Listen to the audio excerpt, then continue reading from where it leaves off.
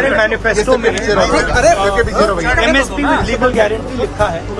हमने पूरा उसका असेसमेंट किया है, वो किया जा सकता है। अभी मीटिंग की हमने, मीटिंग में हमने ये डिसाइड किया जो इंडिया गठबंधन के बाकी लीडर्स हैं उनसे हम ये डिस्कशन करेंगे और फिर सरकार पर दबाव डालने की कोशिश करेंगे कि legal guarantee, MSP legal guarantee Hindustan के किसानों को मिले। कोई प्राइवेट वो चर्चा चल रही है, वो उसके बारे में हम इंटरनल डिस्कस करके वो करेंगे। कांग्रेस पार्टी अथवा जितने भी इंडिया गठजोड़ के घटक हैं, इन्होंने विश्वास दिलाया कि हम सबसे बात करके जो किसानों और खेत मजदूरों के मुद्दे हैं देश की पार्लियामेंट में हम ज़्यादा महत्वता देकर उसको पूरा कराने की कोशिश करेंगे।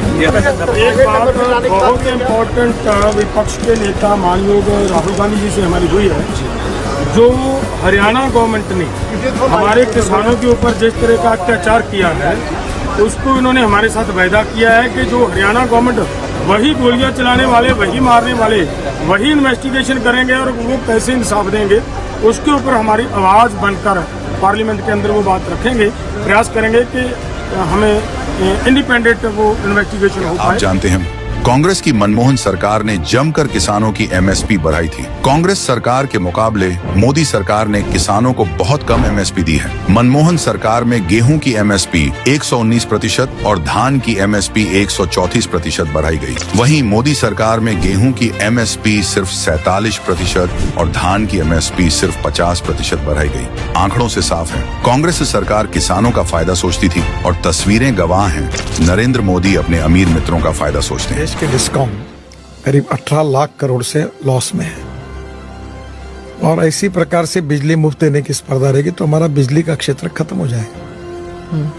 हमारे देश में इसी मिक्सी बांटना, इडली पात्रा बांटना, इडली बांटना, ये बांटना, फुकट की चीजें सरकार के पैसे से बांटने से राजनीति नहीं होगी। हम रोजगार निर्माण करें, गरीबों को घर बना के दें, स्वच्छता करें, कचरा मुक्त देश बने, स्वच्छ भारत बनाए, हम नई इंडस्ट्री लाएं, लोगों को रोजगार क्रिएट करें। ये लॉन्ग टर्म, ये जो परमानेंट उपाय है जो देश के विकास के, वो करने चाहिए।